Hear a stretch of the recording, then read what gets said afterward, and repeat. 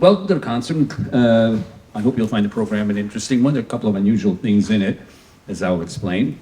And as I've done before, and as I usually do, I'm say just a couple of short comments about each of the pieces, give you a tiny bit of insight to what you're listening. This concert is going to start with a very nice, lovely piece by Claude Debussy, one of his many short pieces. Debussy and his compatriot Maurice Ravel are considered the foremost composers of the Impressionist era in classical music, which flourished for a very short period of time compared to other eras. You know, the Baroque era, more than 100 years. The Romantic era was pretty much the whole 19th century. Here we're talking maybe 20 years, if that. Mid-1890s into the middle of the second decade of the 20th century. And the first decade was the real peak for both of these composers. And I think that the word Impressionism is correct to use in music, because what these composers were doing was in a parallel way to what the Impressionist painters had done several decades earlier. They were creating new effects with light and color, shimmery, sensuous effects on the eye. Well, these composers were doing shimmery, sensuous effects on the ear with new kinds of harmonies. And harmony is really everything in here. That's what draws you in.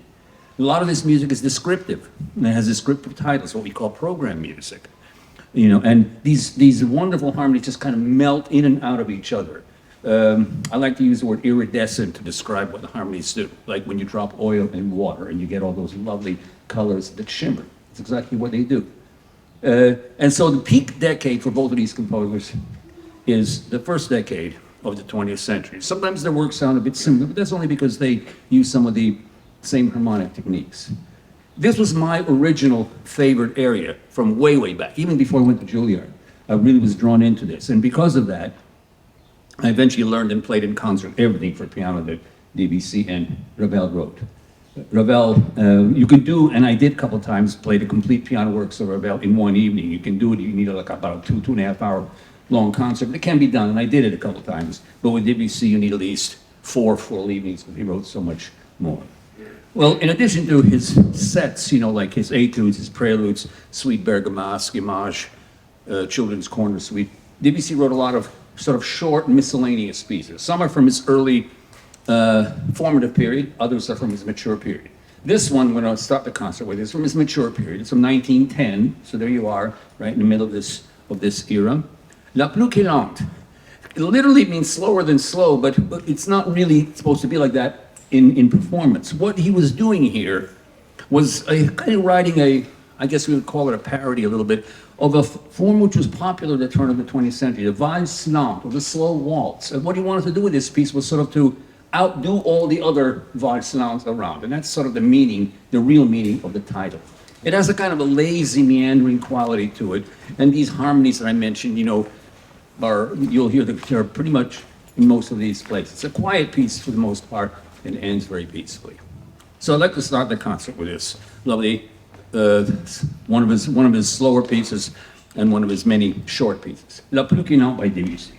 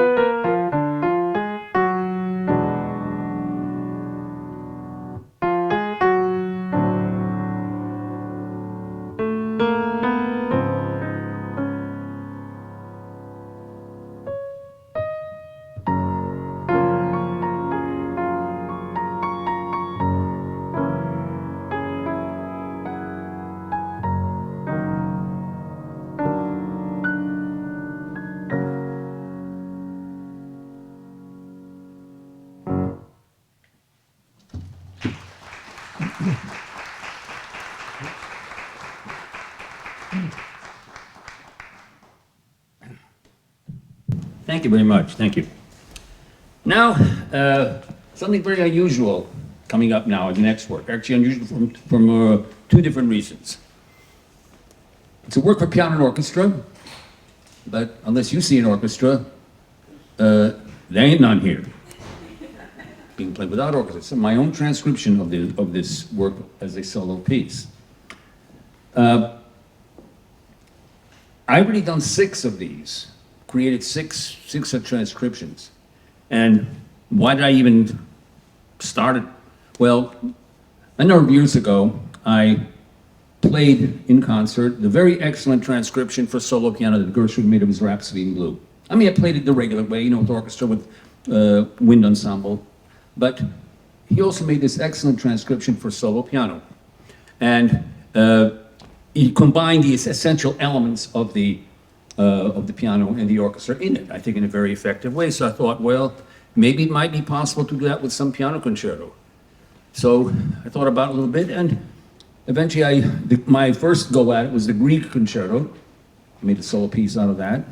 Then I did it with the Chopin number 2, with Mozart, C major concerto, the one that has that lovely second movement that was used in that long ago movie, Elvira Madigan, but you know, you'd recognize that, I'm sure, quite a bit. This one, and what you're going to hear after this one that's in the program today, Beethoven Concerto number 3. And my newest one, which I just created and actually played in concert for the first time just a couple of weeks ago in a concert I had in Kansas. I made a solo transcription of the Emperor Concerto, number 5. So I just played it, so it's had its sort of debut performance, as it were. So I did the same thing, or at least in the same spirit that Gershwin did with the Rhapsody. We'll try to combine the essential elements of the piano. Now, that's about the transcription. Now, about this piece. This is a very unusual piece. Now, Chopin, of course, we know, one of the most popular composers of all time, from the Romantic era, which was, of course, what composers focused on: beauty of sound, feeling, and expression. But they could be quite individual, quite different from each other. But as long as they had those traits, they're considered as belonging to this era. Well, some were conservative, some were innovators. Chopin was an innovator, pianistically, harmonically, and in the area of form. And it also was unusual that he chose one area to concentrate on, unlike most composers, which will write, you know, symphonies, chamber music, piano music, opera. Piano was his whole world. Virtually everything he wrote is just piano music. You won't find a symphony or an opera by Chopin. It's all piano music, and it's music of very high quality, very high quality. Now, he wrote 2 concertos for piano and orchestra, one of which I'm already referred to, one of which I made already as a solo piece, the second one. Concerto number 1 in E minor, concerto number 2 in F minor. And as a little trivia thing here, this concerto number 2 was actually written before concerto number 1. Why is it called concerto number 2? Because it was published later. It got a higher opus number from it being published later. It's the same thing with Beethoven's first 2 piano concertos. He wrote 5. Same thing, number 2 was written before the one called number 1. Same reason, published later. Well, in addition to those 2 concertos, he also wrote 4 one-movement pieces for piano and orchestra. You never hear them. I don't know why. They're totally neglected. They're very nice pieces. And Krakowiak, we're going to hear now, is one of them. The title comes from the fact that a couple of the melodies and rhythms come from the Krakow region of Poland. But it's undeservedly neglected. I've never seen it programmed anywhere, really, or heard someone else play it.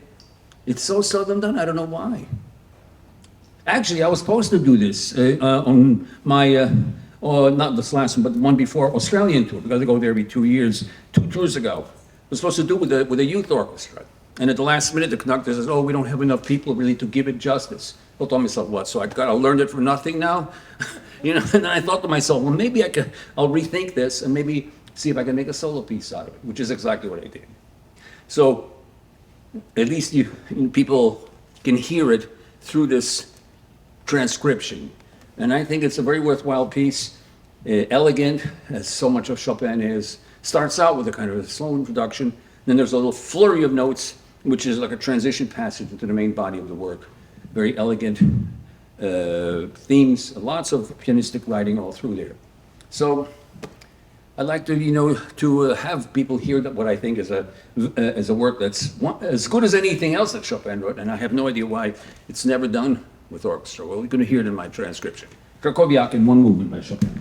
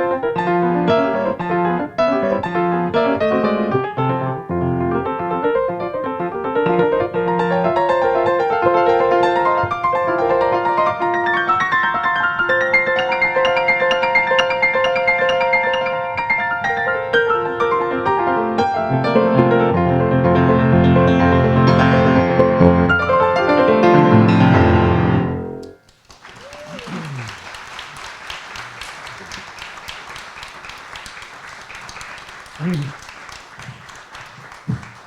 you so much. Thank you very, very much. Thank you. Well, the well-known Beethoven Third Piano Concerto, which is our remaining work here, is also in my solo transcription. I already explained that.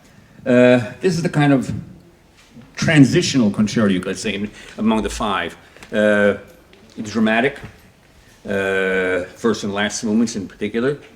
And that has a beautiful second movement, very, very lyrical and extremely, extremely expressive. And as you know, concertos in this era, well, usually they were in three movements. That was the most common pattern.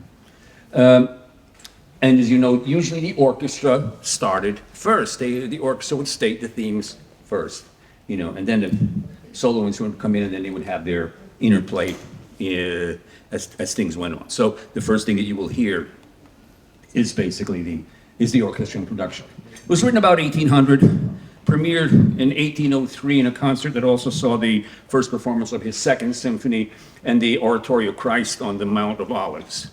So it was a larger concert. Now, Beethoven was the soloist, of course, in his own piece, but he didn't have it yet written out. And so he had just sheets in front of him with little marks to indicate for himself, what he was to do here and there. And he had a friend actually turn the sheets for him. And this friend later recounted what a confusing experience that was for him. Saw a little squiggly here, suddenly it looked like Egyptian hieroglyphics here. So he hardly knew what he had to do when he had to do it, So it was a bit of a nervous experience for him. Of course, later the music was published and printed and everything. Well, it's a very popular concerto. The cadenza, which is in the end of the first movement, that's, as you know, kind of a section where the solo instrument takes off on its own while the orchestra stops. Most concertos of this era had a cadenza, but many times this was improvised. It wasn't written down, So here, because it was written down by Beethoven, we have an idea what kind of an improviser he was, and he was supposed to be quite an improviser. This was a skill that anyone who played the piano had to have in those years. It's kind of died out since Liszt's time. I mean, we only have it in jazz now, jazz improvisation. We just don't have it in classical performances now. But that was a skill. That was one of the things that if you were to gain a reputation, you had to be a good improviser, So these cadenzas were often improvised. But here it's written down, so we can get maybe an idea from this one what Beethoven might have been like as an improviser, So at least we can have that clue. Anyways, so enjoy my solo transcription of Beethoven's Concerto Number 3, which is in 3 movements.